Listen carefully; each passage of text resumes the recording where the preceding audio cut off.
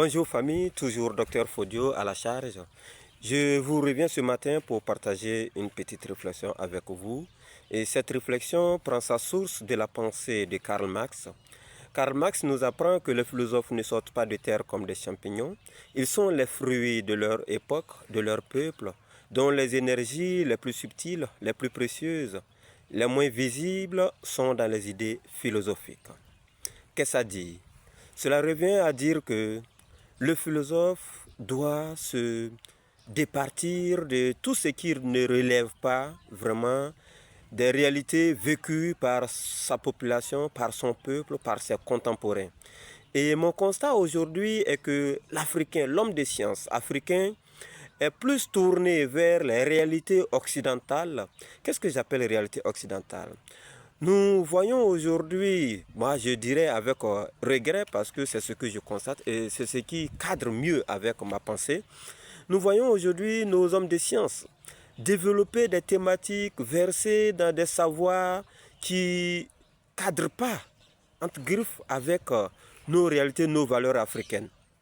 Je prends par exemple nos hommes de science qui, au lieu de réfléchir sur le développement de l'Afrique, sur les situations socio-économiques de l'Africain, sur la gestion politique de l'Africain. Je ne dis pas qu'il n'en existe pas, il en existe, mais très peu. Par rapport à l'intérêt que l'on accorde aujourd'hui aux réalités comme les LGBTQI, les VBG, moi je pense que ce sont des thématiques qui cadrent plus avec les valeurs occidentales, mais qui ne change pas le quotidien de l'Africain.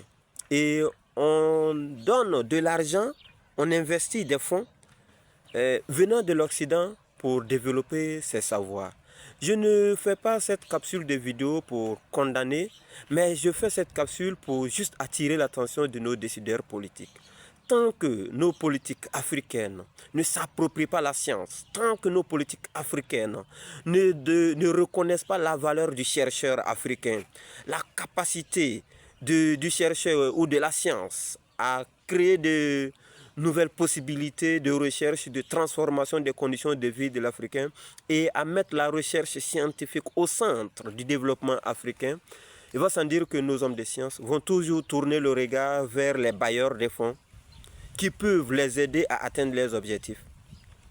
Mais, chers hommes politiques, chers décideurs politiques, chers gouvernants, gouverneurs, assumez et sachez que tant que nos chercheurs, nos hommes de science tourneront le regard vers les occidentaux, vers les bailleurs occidentaux, les thématiques qu'ils vont développer seront toujours, ou du moins répondront toujours aux besoins des occidentaux.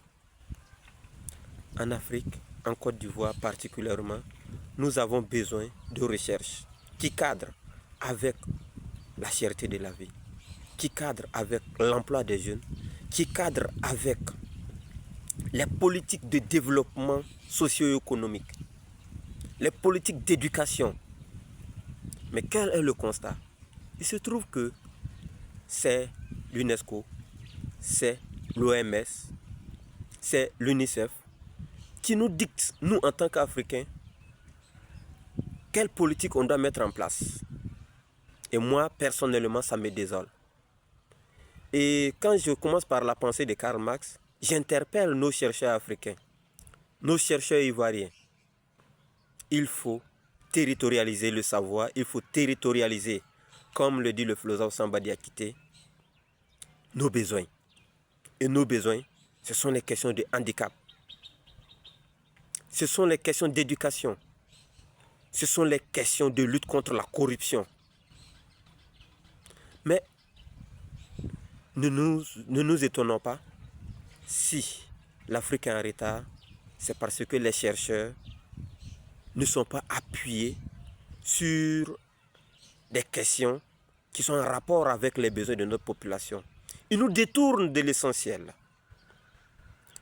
Malgré eux, ou en fonction de leurs désirs, les chercheurs africains détournent la recherche de ces réalités. Il est temps que nous puissions revenir aux besoins de nos populations et travaillons de sorte à améliorer les conditions de vie et d'existence des populations africaines. Suivez-moi, partagez et ensemble débattons, créons un horizon nouveau et allons à la conquête du monde avec Dr Fodis et tous ceux qui pensent comme moi, tous ceux qui évoluent et développent des idéologies africaines et aussi éthiques qui permettent de donner à l'Africain sa place, qui permettent de donner à l'Africain ses valeurs, qui permettent de donner à l'Africain son humanité, son humanisme. Je vous remercie. Partagez, partagez, on est ensemble.